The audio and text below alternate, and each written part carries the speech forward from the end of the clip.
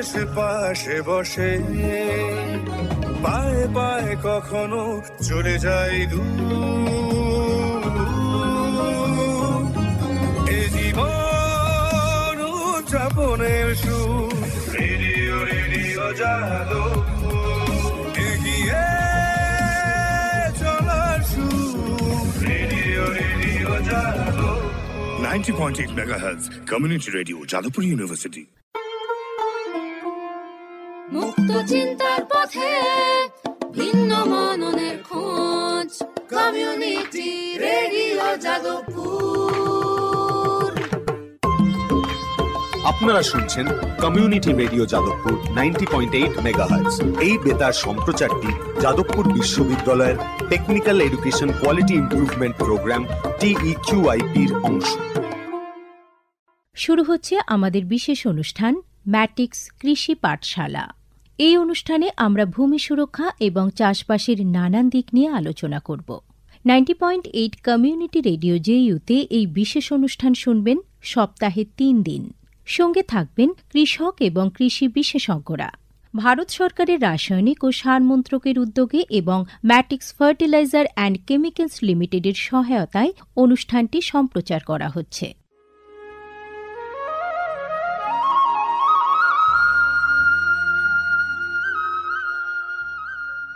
অর্থনৈতিক বিষয় সংক্রান্ত ক্যাবিনেট কমিটি তাদের 28 জুন 2023 সভায় PM প্রণাম নামক একটি প্রকল্প অনুমোদন করেছে। এই প্রকল্পের উদ্দেশ্য হল ধরিত্রী ও মৃত্তিকার পুনরুদ্ধার, পুষ্টি, উন্নতি সাধন এবং তা নিয়ে সচেতনতা বৃদ্ধি। গ্রামীণ স্তর থেকে শুরু করে আমাদের সকলের প্রচেষ্টা মাতৃভূমির যত্ন ও স্বাস্থ্য রক্ষার জন্য এই অনন্য পদক্ষেপকে ফলপ্রসূ করে তুলতে পারে।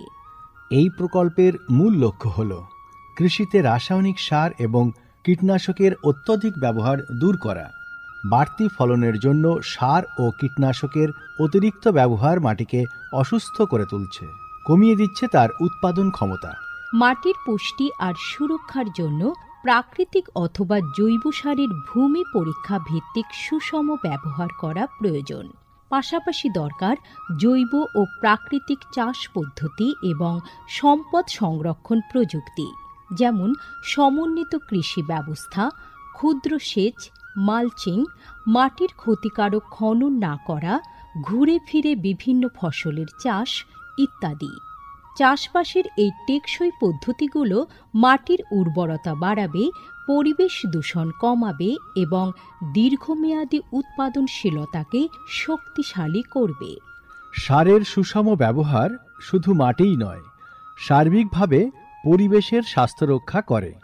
সুষম সার ব্যবহারের অর্থ হল উদ্ভিদকে তার প্রয়োজনীয় পুষ্টি উপাদানগুলি সঠিক পরিমাণে এবং অনুপাতে, সঠিক সময়ে এবং উপযুক্ত পদ্ধতিতে দেওয়া। সংশ্লিষ্ট রাজ্য বিশ্ববিদ্যালয়গুলি ইতিমধ্যেই তাদের এলাকায় উৎপাদিত ফসলের প্রয়োজন অনুসারে এর ডোজগুলি নির্ধারণ করেছে। সঠিক মাত্রায় সার ব্যবহার করলে ফলন যেমন বাড়বে, তেমনি বাড়বে ফসলের গুণমান। ভালোভাবে পোষিত মাটিতে ফলানো ফল, শাকসবজি ও শস্য প্রয়োজনীয় পুষ্টিতে ভরপুর আর সুস্বাদু হয়। ফলনের বৃদ্ধি আর উন্নত গুণমান আমাদের কৃষকদের জন্য নিয়ে আসবে বেশি মুনাফাও। শুধু বেশি ফসল নয়, উন্নততর ফসল আমাদের লক্ষ্য। এই কৌশলে লাভবান হবে প্রত্যেকে, আমাদের কৃষকরা, আমাদের পরিবেশ এবং সর্বোপরি আমরা সকলে। বিচার বিবেচনার সঙ্গে পরিপোষক ব্যবহার করলে কেবল ফলনই বাড়ে না, প্রজন্মের পর প্রজন্ম জমি থাকে উর্বর। সুতরাং আসুন, একটি উজ্জ্বল এবং স্থায়ী কৃষি ভবিষ্যতের জন্য আমরা সুষম সার ব্যবহারের প্রচার ও অনুশীলন চালিয়ে যাই।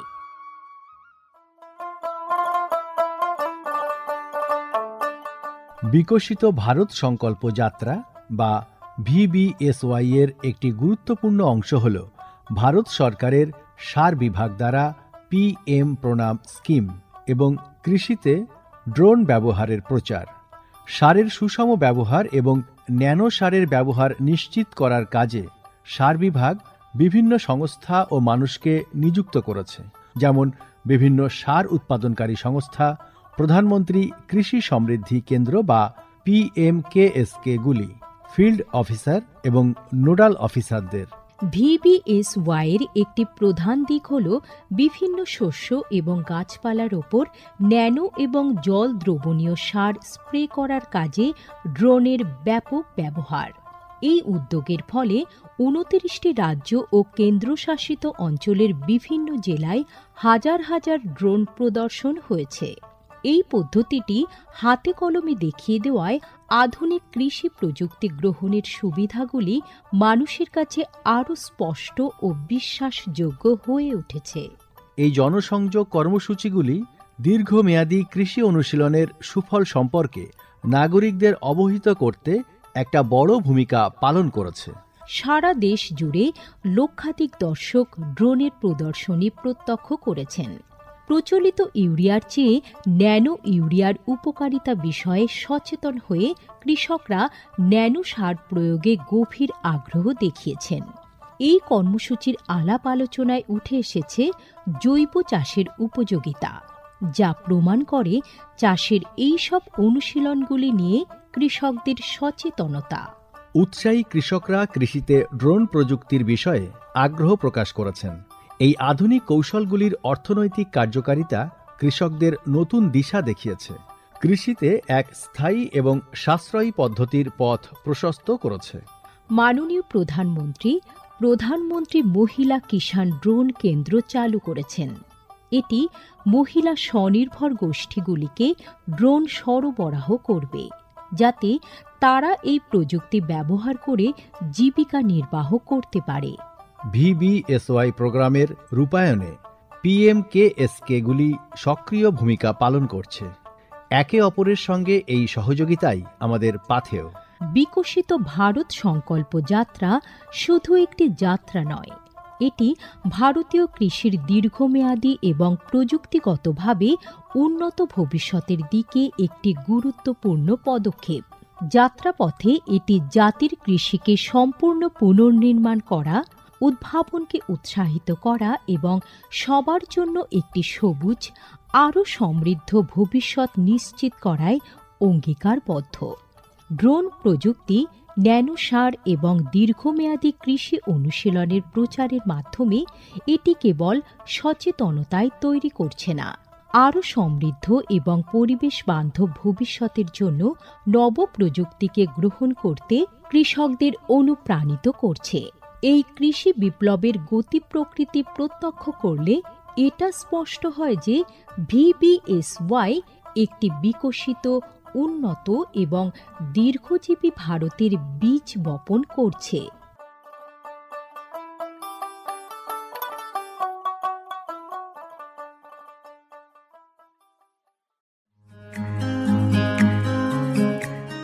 ভারতের যে সার কোম্পানিগুলি সবচেয়ে দ্রুত গতিতে বৃদ্ধি পাচ্ছে, ম্যাটিক্স ফার্টিলাইজার্স অ্যান্ড কেমিক্যালস লিমিটেড তার মধ্যে অন্যতম। পশ্চিমবঙ্গের পানাগড়ে অবস্থিত তাদের কারখানায় বছরে 12.5 লক্ষ টনের ওপর ইউরিয়া সার উৎপাদন হয়। ভারত সরকারের গ্রিনফিল্ড প্রজেক্ট হিসেবে স্বীকৃত এই কারখানায় তৈরি হয় ডক্টর ফসল। ইতিমধ্যে যা পূর্ব ভারতের সর্বাধিক বিক্রিত ইউরিয়া সার হয়ে উঠেছে। কৃষি উন্নয়ন ও ভূমি সুরক্ষা, ক্ষুধা, অপুষ্টি ও দারিদ্র্য দূরীকরণ, গ্রামীণ এলাকা ও বস্তি উন্নয়ন, লিঙ্গ সাম্য, পরিবেশ, স্বাস্থ্য, শিক্ষা ইত্যাদি নানান বিষয়ের উপর জোর দেয় ম্যাটিক্সের CSR প্রকল্পগুলি। ম্যাটিক্স এক সবুজ ভবিষ্যতের অঙ্গীকার।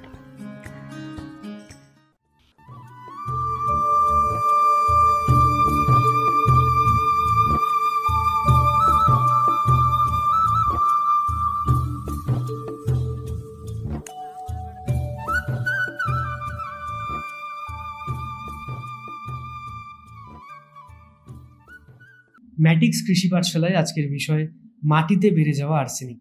আর এই বিষয় নিয়ে কথা বলার জন্য আমরা এখন আমাদের সঙ্গে পেয়ে গেছি ডক্টর প্রশান্ত কুমার পাত্রকে, যিনি বর্তমানে ব্রেনওয়্যার ইউনিভার্সিটির ডিপার্টমেন্ট অফ এগ্রিকালচারের প্রফেসর।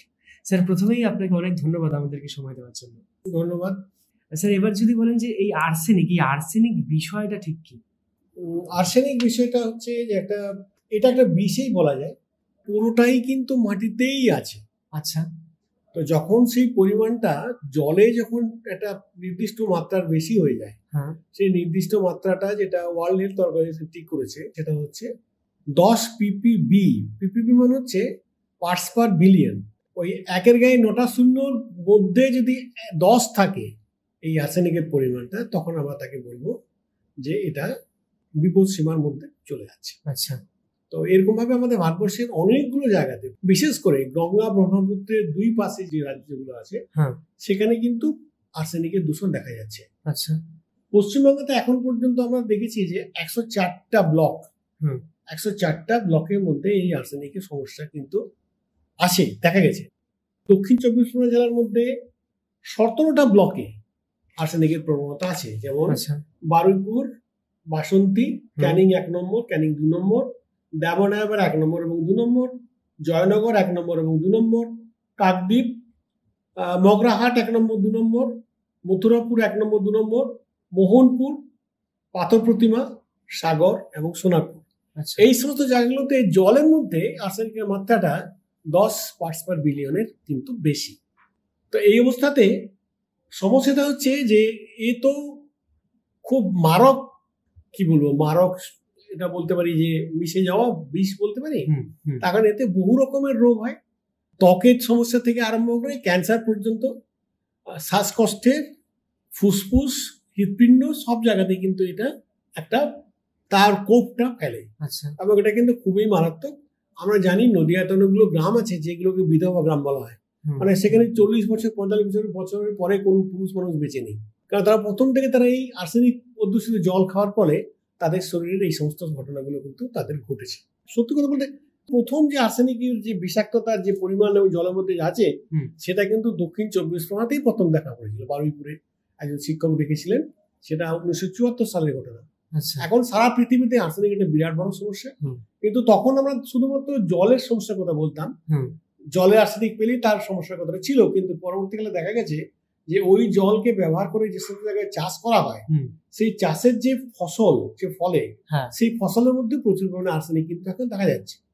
আমাদের এই অঞ্চলটা হচ্ছে ধান চাষের জন্য উপযুক্ত, এবং হুম, আমাদের পশ্চিমবঙ্গের তো চাষিরা ধান চাষই করে থাকেন বেশিরভাগ, হ্যাঁ, এবং ধান হচ্ছে এমন একটা ফসল যে কিন্তু এমনিতেই বেশি পরিমাণে আর্সেনিক নিতে পারে, কারণ ধান যে জায়গাতে জন্মায় সেটা হচ্ছে জলা জায়গা, যেখানে জল জমে থাকে, হুম, এবং সেখানে আর্সেনিকের একটা নির্দিষ্ট রূপ আছে, সেই রূপটা কিন্তু বেশি পরিমাণে পাওয়া যায়, এবং বেশি পরিমাণে পাওয়া যাওয়ার জন্য সেটা গাছ কিন্তু নিতে পারে। হুম, এই জন্য কিন্তু ধানের মধ্যে কিন্তু ক্রমাগত আমরা দেখেছি গত কয়েক বছর ধরে আমাদের এখানে ভারতবর্ষে গবেষণা চলছে, পশ্চিমবাংলাতেও গবেষণা হয়েছে অনেক, তাতে আমরা দেখেছি ক্রমাগত কিন্তু আর্সেনিকের পরিমাণটা বিভিন্ন উৎপাদিত ফসলের মধ্যে কিন্তু বাড়ছে, কমেনি।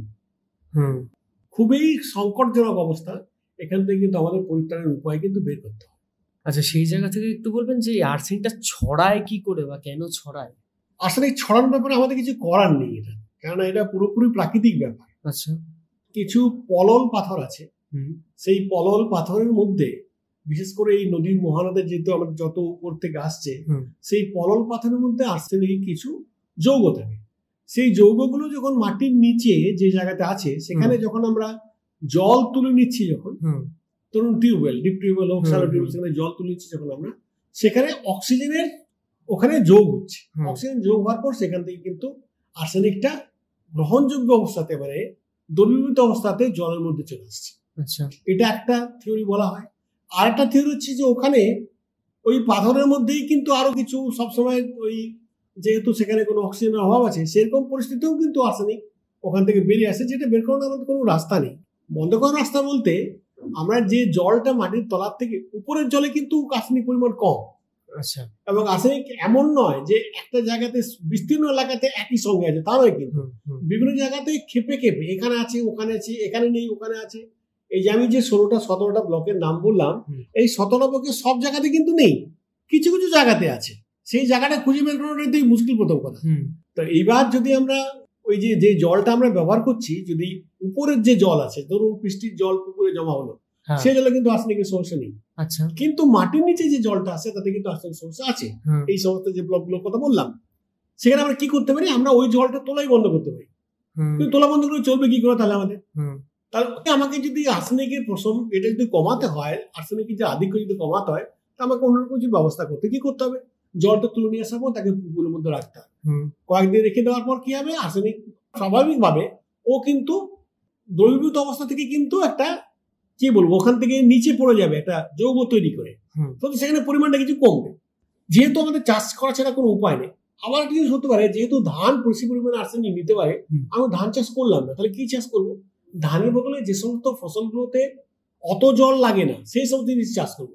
আচ্ছা। রবি সিজনে, বড় সিজনে ধান চাষ না করে আমি অন্য কিছু করতে পারি। হুম, বর্ষাকালে ধান চাষ কিছু করা যাবে না এখানে, কারণ সব জায়গায় জল ভর্তি। তখন কিন্তু আর্সেনিক সমস্যাটা অনেক কম।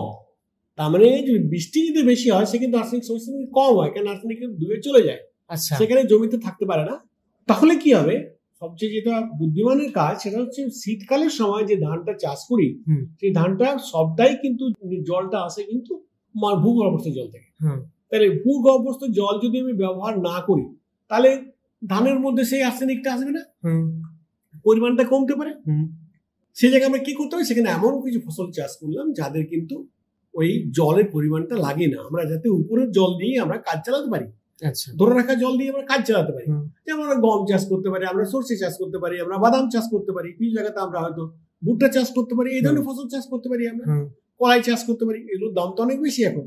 আর 2 নম্বর হচ্ছে যে বর্ষাকালেও কিন্তু যে সমস্ত ধান আমরা ব্যবহার করি, সত্যি কথা বলতে সমস্যাটা এতটাই গভীর যে যে সমস্ত দেশি ধান ছিল আমাদের দেশে, হুম। সেই দেশি ধানগুলো কিন্তু আর্সেনিক কম দেয়। তাদের নিজস্ব একটা সিস্টেম আছে যেখান থেকে আর্সেনিকটা বাদ দিয়ে দেয়। হুম। যেমন আমরা বলি না রাজহাঁস দুধ এবং জলকে আলাদা করতে পারে, তেমনি জল এবং দুধ যদি একসঙ্গে দিয়ে দেয় রাজহাঁস কিন্তু দুধটা খেয়ে নেবে, জলটা, এটা কথা শ্রুতি আর কি বলা হয়। হুম, হুম, সেরকম এই সমস্ত ধানগুলো আর্সেনিক কিন্তু মাটির থেকে নেবে না, ওইখান থেকে বাদ দিয়ে দেয়। আচ্ছা, আবার কিছু সুগন্ধি ধান আছে যেগুলো, তারাও কিন্তু এটা করতে পারে। এখন যে সমস্ত প্রচুর গবেষণা হচ্ছে এটা নিয়ে, হুম। যে সমস্ত ভ্যারাইটি বের করানো যাদের আর্সেনিকে নেওয়ার ক্ষমতা, যারা আর্সেনিককে জমিতেই বাদ দিতে পারে। যেমন কিছুদিন আগে একটা রাজ্য সরকারের কাছে একটা ভ্যারাইটি এসছে, তার নাম হচ্ছে মুক্তশ্রী। সেটা আচ্ছা। আমাদের ধান্য গবেষণা কেন্দ্র চুচুড়া এবং আরেকটা অর্গানাইজের সঙ্গে তারা মিলে করেছে। এটা এমনি যে সমস্ত ধান আমরা ব্যবহার করি শতাব্দী, তার চাইতে কিন্তু পরিমাণটা কিছু কম নেই, কিন্তু তবুও এই পরিমাণটাও কিন্তু বিপদসীমার বাইরে নয়। আচ্ছা, এখন কিন্তু এটা বিপদসীমার মধ্যেই আছে, কিন্তু এটা তুলনামূলকভাবে কম। হুম, এখন নতুন যে হাইব্রিড ভ্যারাইটি গুলো বের করা হচ্ছে, সেই হাইব্রিড গুলোর মধ্যে এমন কিছু জিনিস ঢোকানো হচ্ছে যাতে কিন্তু তারা আর্সেনিককে মাটিতেই রেখে দিতে পারে, মাটির থেকে তারা তাড়াতাড়ি ভাবে নেবে না। সেই সমস্ত ভ্যারাইটি গুলো আমরা চাষ করতে পারি, আগামী দিনে হয়তো সেগুলো করতে হবে। আর আমাদের কিন্তু চাষের যে শস্য পর্যায়, সেই শস্য পর্যায়টাকে একটু আমাদের পরিবর্তন করতে হবে, যে সব জায়গাতে আর্সেনিকের সত্যি সত্যি সমস্যা আছে। এটা করলে কিন্তু আমাদের অনেকটা মুক্তি পাওয়া যেতে পারে। আচ্ছা, সেই জায়গা থেকে যারা আমাদের শুনছেন, তো তাদের আরেকটু বোঝার ভালোর জন্য যদি জিজ্ঞেস করা হয় আপনাকে, যে আর্সেনিক তো সেই ফসলের সঙ্গে মিশে যাচ্ছে এবং পরবর্তীকালে আমরা যখন বাজার থেকে সেটা কিনে যখন আমরা খাচ্ছি, তো তখন আমাদের শরীরে সেটার এফেক্টটা কিভাবে আসছে? খুবই খুবই সমস্যার এটা। জল যেখানে আর্সেনিকের বাহক, সেক্ষেত্রে কিন্তু যেখানে জল আছে সেখানকার লোকরাই ক্ষতিগ্রস্ত হয়। যেখানে আর্সেনিক নেই জলে সেখানে লোকরা তো ক্ষতিগ্রস্ত হয় না। হচ্ছে না। কিন্তু ফসলের ক্ষেত্রে কি হচ্ছে, এখানে উঁচ নিচ, গরিব বড় লোকের কোনো বিভেদ নেই, আর্সেনিক করে না ওটা। তার মানে কি, যে সমস্ত জায়গাগুলোতে ধান ধরুন উৎপন্ন হয়েছে সেটা হচ্ছে আর্সেনিক কবলিত জায়গা। হুম। এখন সেই ধান যে আমি যেখানে আর্সেনিক নেই, ধরুন 24 পরগনাতে একটা ধান তৈরি হলো তাতে আর্সেনিক আছে, তাহলে যে লোকটা বাঁকুড়াতে যেখানে আর্সেনিক নেই সেও তো ওই ধানেই খাচ্ছে, সেই চালই তো খাচ্ছে। তার মানে কি, যেখানে আর্সেনিকের দূষণ নেই তারাও কিন্তু এখান থেকে বিপদমুক্ত নয়। তার মানে কতটা মারাত্মক জিনিস। আমি একটু আগে বলছিলাম না যে নদীয়াতে এমন কতগুলো গ্রাম আছে যেটাকে বিধবা গ্রাম বলা হয়। বিধবা গ্রাম বলা হয় মানে কি, সেখানে 40 বছর 45 বছর বয়সের পরে ছেলেরা বেঁচেই নেই। কারণটা কি, তারা যখন বয়স মানুষের কম থাকে তখন সে যদি আর্সেনিক যুক্ত জল যদি খেয়ে থাকে তার শরীরের মধ্যে জমতে থাকে। সেটা কোথায় কোথায় জমে? এগুলো জমে শরীরের যেগুলো নরম গ্রন্থি আছে, যেমন সেটা লিভারে জমতে পারে, সেটা এমনকি কিডনিতে জমতে পারে, সেটা কিন্তু হৃৎপিণ্ডে জমতে পারে, প্যানক্রিয়াসে জমতে পারে, এমনকি বিভিন্ন গ্ল্যান্ডে জমে যায়। আস্তে আস্তে যখন জমতে থাকে তখন তার অ্যাক্টিভিটিটা আরো বাড়তে থাকে, তখন তার খারাপ যে প্রভাবটা সেটা কিন্তু বাড়তে থাকে। এবারে তাতে কি হয়, যখন 40 বছর 45 বছর বয়স হয়ে গেল তখন পর্যন্ত তার এত পরিমাণ জমে গেছে যে তখন সেটা সে নিতে পারে না। তখন তার কি হয়, সিরোসিস অফ লিভার হতে পারে, ক্যান্সার হতে পারে, হার্টের সমস্যা হতে পারে। এবং আমরা পরিষ্কার দেখেছি যে সেখানে কিন্তু লাংসের অক্সিজেন গ্রহণ ক্ষমতাটা কিন্তু কমে যায়। আচ্ছা, এইভাবে কিন্তু আলটিমেটলি ক্যান্সার পর্যন্ত হয় এবং মানুষ মারা যায়। এবারে বিধবা কাম কেন বলতে আমার মেয়েরা মরে না, তার মেয়েরা কি সেই ক্ষমতা আছে? আসলে ঘটনা হচ্ছে কি, একটা মেয়ে যখন বাইরের থেকে আসে, বিয়ে হয়, তখন সে তো ধরুন 18 বছর তো মিনিমাম তারপরে আসে। তার মানে তো প্রথম 18 বছর সে তো খায়নি আর নিযুক্ত জল, শ্বশুর বাড়িতে এসে খাচ্ছে। তার মানে তার যে ক্ষতির যে সময়টা, সেটা কিন্তু অনেকটা কমে যাচ্ছে, সময়টা অনেক কমে যাচ্ছে। আর একটা ব্যাপার আছে এখানে, যদি কেউ ভালো সুষম খাবার খায়, প্রোটিনযুক্ত খাবার এসব যদি খায়, তাহলে কিন্তু সে এটা কিছুটা সহ্য করতে পারে। তার কারণ আমাদের মানুষের শরীরে এমন সিস্টেম আছে যে আর্সেনিক খেলেও কিন্তু তাকে বিভিন্ন রকম রূপান্তর করে সে কিন্তু তার প্রস্রাবের সঙ্গে কিন্তু সেটা বেরিয়ে যায়, অনেকটা বেরিয়ে যায়। যদি বেশি পরিমাণ থাকে তাহলে সেটা কিন্তু শরীরে জমতে থাকে। যেমন ধরুন আমি যেটা 10 ppb কথা বললাম, 10 ppb যার থাকলেও পুরোটা তো আর বেরিয়ে যায় না। তার মানে কিছু কিছু জমতে থাকে, কিন্তু পরিমাণটা এত কম থাকে, অনেক বছর সময় লাগে সেটা তৈরি করতে গেলে। কিন্তু খাবারের যে বিষটা, সেটা কিন্তু আরো বেশি মারাত্মক। তার কারণ আমরা যদি একজন মানুষের যদি 3 বেলাতে যারা ভাত খান বেশিরভাগ ক্ষেত্রে এইসব অঞ্চলে, যদি মোটামুটি গড়ে যদি 400 গ্রাম চালের কথা ভাবি একজন খায়, তাহলে তার শরীরে কত পরিমাণ আর্সেনিক যাচ্ছে সেটা ভেবে দেখুন। তা এইগুলোতে করতে গেলে না, তখন এই সাবধানতা কিন্তু আমাদের নিতে হবে আগামী দিনে, যাতে ওই বললাম যে বিভিন্ন ধরনের ভ্যারাইটি, যারা ফসলের জাত, যারা কম পরিমাণ আর্সেনিক নেয়। 2 নম্বর কথা হচ্ছে যেখানে আমাদের জলের নিয়ন্ত্রণ থাকবে, যেখানে বেশি পরিমাণ জল আমরা দেবো না। 3 নম্বর হচ্ছে আমরা ভূগর্ভস্থ জলের ব্যবহার কিন্তু আমরা কম করব। তাহলে কি করতে হবে, যে ধরনের ফসলে কম জল লাগে, যেমন আরো অন্যান্য শস্য, দানা শস্যের মধ্যে যেমন আমরা গম করতে পারি, আমরা সেখানে ভুট্টা করতে পারি, তেমনি আমরা তৈলবীজ করতে পারি, যেমন আমরা করতে পারি সর্ষে করতে পারি, তেমনি তিসি করতে পারি। তারপরে আমরা ধরুন আরো বিভিন্ন ধরনের যা আছে, বাদাম করতে পারি, এগুলো আমরা করতে পারি। আমাদের সেদিকে যেতে হবে। আর একটা ব্যাপার বলি এখানে, এই যে আমরা কচুর লতি খাই না, দুর্ভাগ্যের বিষয় কি জানেন, কচুর লতিতে কিন্তু আর্সেনিকের পরিমাণ সবচেয়ে বেশি। যত খাবার আমরা খাচ্ছি তার মধ্যে কচুর লতিতে আর্সেনিকের পরিমাণ সবচেয়ে বেশি। এটা কিন্তু ইলিশ প্রেমীদের জন্য দুঃসংবাদ। তো এই অবস্থাতে দাঁড়িয়ে আমাদের কিছু পরিবর্তন আমাদের করতে হবে, না করলে কিন্তু আগামী দিনে আমাদের সমূহ বিপদ। এইসব জায়গাতে ফল চাষ হয়, ফল চাষ করা যেতে পারে। আরো বিভিন্ন সবজি আছে, সবজি চাষ করা যেতে পারে। তাহলে কি সবজিতে কম থাকে? হ্যাঁ, ধানের চেয়ে কম থাকে, কিন্তু সবজির পরিমাণটা আমরা কম খাই। এক একজন দিনে কত সবজি খেতে পারে, এক একজন দিনে কটা পেঁয়াজ খেতে পারে, একজন দিনে কতগুলো কত আলু খেতে পারে। আমরা সেই সমস্ত ফসল খেতে পারি যাদের পরিমাণ ব্যবহারটা কম। সেখানে যদি আর্সেনিক থাকেও তাতেও আমরা কিন্তু সেখান থেকে বেঁচে যাবো, যাতে টোটাল যেটা আমাদের শরীরের মধ্যে ঢুকছে সেই পরিমাণটা যদি আমরা কমাতে পারি। এটা হচ্ছে মোটা কথা। তো স্যার, ওই জায়গা থেকে ধরুন যেই চাষিরা এই ফসলগুলো উৎপাদন করছেন, কিন্তু সেই জমিতে আর্সেনিকের পরিমাণ বেশি আছে, ওটাকে কি কোনোভাবে কমানো যেতে পারে? এটা কি সম্ভব? কমানো যাওয়ার মধ্যে বললাম, এটা তো প্রাকৃতিক নিয়মে তৈরি হয়েছে, এ তো আমরা বন্ধ করার কোনো রাস্তা নেই। আমরা কিছুটা কমাতে পারি, মানে কি, যাতে গাছ বেশি করে না নিতে পারে, বা ওইটাকে ধরুন আর্সেনিককে যদি আমরা বদ্ধ করে দিই, যাতে গাছের গ্রহণযোগ্য অবস্থায় থাকবে না, তুলে তো ফেলতে পারবো না, বদ্ধ করে কি করে করবো আমরা দেখেছি বিভিন্ন পরীক্ষাতে যে যদি জল কম দিই, যদি শুকনো রাখি, তাহলে কিন্তু আর্সেনিকের পরিমাণটা কমে যাবে। আচ্ছা, মানে অগ্রহণযোগ্য অবস্থায় থাকে। দ্বিতীয় হচ্ছে, যদি আমরা জমিতে জৈব সার প্রয়োগ করি, তাহলে কিন্তু জৈব সারে কিছু যে পচার পর যে সমস্ত উপাদান বেরোয়, তারা কিন্তু আর্সেনিককে ধরে রাখতে পারে। আচ্ছা। 3 নম্বর, আমরা যদি সিলিকা জাতীয়, সিলিকা তো ধানও প্রচুর পাওয়া যায়, ধানের খড়ে, কিন্তু ধানের খড় তো ব্যবহার করা যাবে না, কারণ ধানের খড়ের মধ্যে প্রচুর আর্সেনিক আছে। তাহলে আমরা ওইখান থেকে নিতে পারবো। যদি আমরা অন্য কোনো জায়গার থেকে যদি আমরা তুষ নিয়ে আসতে পারি, তার যে ছাইটা হবে সেটাকে আমরা ব্যবহার করতে পারি। তারা কিন্তু অনেকটাকে, কিন্তু সিলিকনের যদি ওখানে সহজলভ্যতা যদি মাটিতে বাড়ায়, তাহলে কিন্তু তারা কিন্তু আর্সেনিককে ঢুকতে দেবে না। আচ্ছা। আর একটা হচ্ছে যে আমরা ফসফেট সারের ব্যবহার, ফসফেট সারের ব্যবহার যদি আমরা যথাযথ করি, তাহলেও কিন্তু এও কিন্তু আর্সেনিককে গাছের মধ্যে ঢুকতে বাধা দেয়।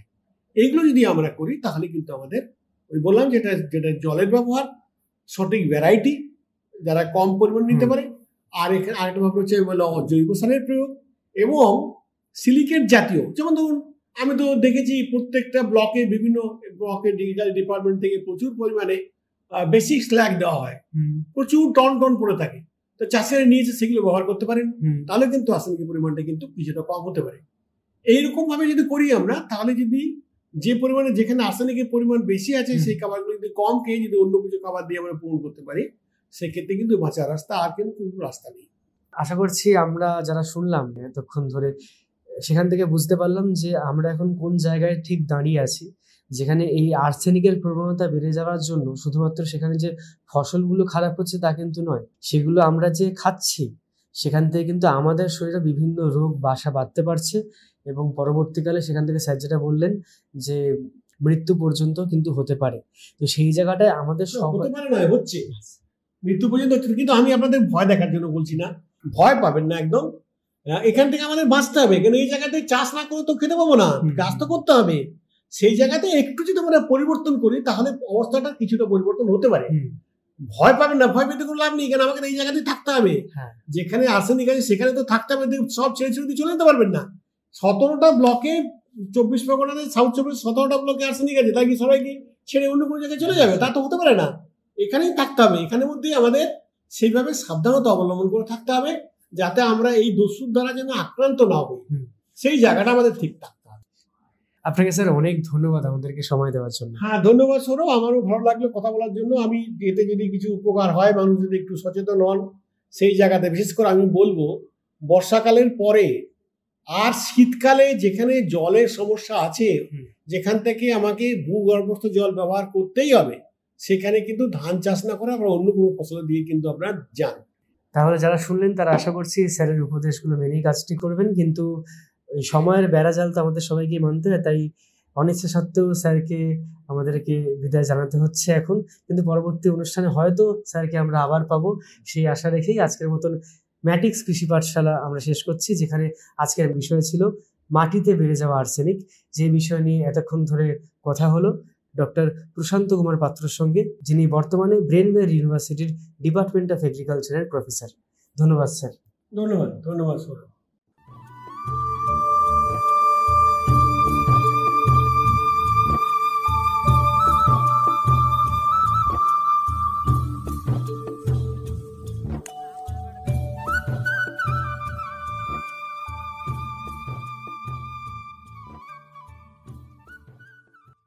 এতক্ষণ শুনলেন আমাদের বিশেষ অনুষ্ঠান ম্যাটিক্স কৃষি পাঠশালা। ভারত সরকারের রাসায়নিক ও সার মন্ত্রকের উদ্যোগে এবং ম্যাটিক্স ফার্টিলাইজার অ্যান্ড কেমিক্যালস লিমিটেডের সহায়তায় অনুষ্ঠানটি সম্প্রচার করা হল। কেমন লাগলো এই অনুষ্ঠান আমাদের জানাতে পারেন 0332457262 নম্বরে। আপনারা আমাদের মেলও করতে পারেন radio.ju@gmail.com এ। আমাদের ইউটিউব চ্যানেল রেডিও জেইউ, এখানেও আপনারা এই বিশেষ অনুষ্ঠানটি শুনতে পারেন। আর আমাদের ইনস্টাগ্রাম আইডি radio_JU আপনারা ফলো করতে পারেন। আজকের মতো ম্যাটিক্স কৃষি পাঠশালা এ পর্যন্তই। শুনতে থাকুন কমিউনিটি রেডিও জেইউ 90.8 মেগাহার্টজে। ভারতের যে সার কোম্পানিগুলি সবচেয়ে দ্রুত গতিতে বৃদ্ধি পাচ্ছে ম্যাটিক্স ফার্টিলাইজার্স অ্যান্ড কেমিক্যালস লিমিটেড তার মধ্যে অন্যতম। পশ্চিমবঙ্গের পানাগড়ে অবস্থিত তাদের কারখানায় বছরে 12.5 লক্ষ টনের ওপর ইউরিয়া সার উৎপাদন হয়। ভারত সরকারের গ্রিনফিল্ড প্রজেক্ট হিসেবে স্বীকৃত এই কারখানায় তৈরি হয় ডক্টর ফসল। ইতিমধ্যেই যা পূর্ব ভারতের সর্বাধিক বিক্রিত ইউরিয়া সার হয়ে উঠেছে। কৃষি উন্নয়ন ও ভূমি সুরক্ষা, ক্ষুধা, অপুষ্টি ও দারিদ্র্য দূরীকরণ, গ্রামীণ এলাকা ও বস্তি উন্নয়ন, লিঙ্গ সাম্য, পরিবেশ, স্বাস্থ্য, শিক্ষা ইত্যাদি নানান বিষয়ের উপর জোর দেয় ম্যাটিক্সের সিএসআর প্রকল্পগুলি। ম্যাটিক্স এক সবুজ ভবিষ্যতের অঙ্গীকার। মুক্ত চিন্তার পথে ভিন্ন মননের খোঁজ, কমিউনিটি রেডিও যাদবপুর। আপনারা শুনছেন কমিউনিটি রেডিও যাদবপুর 90.8 মেগাহার্টজ। এই বেতার সম্প্রচারটি যাদবপুর বিশ্ববিদ্যালয়ের technical education quality improvement programme TEQIP-র অংশ। দূরে সে পাশে বসে, পায়ে পায়ে কখনো চলে যায় দূর। এ জীবন উদযাপনের সুর, রেডিও রেডিও যাদবপুর। এগিয়ে চলার সুর, radio radio Jadavpur. 90.8 megahertz community radio Jadavpur university.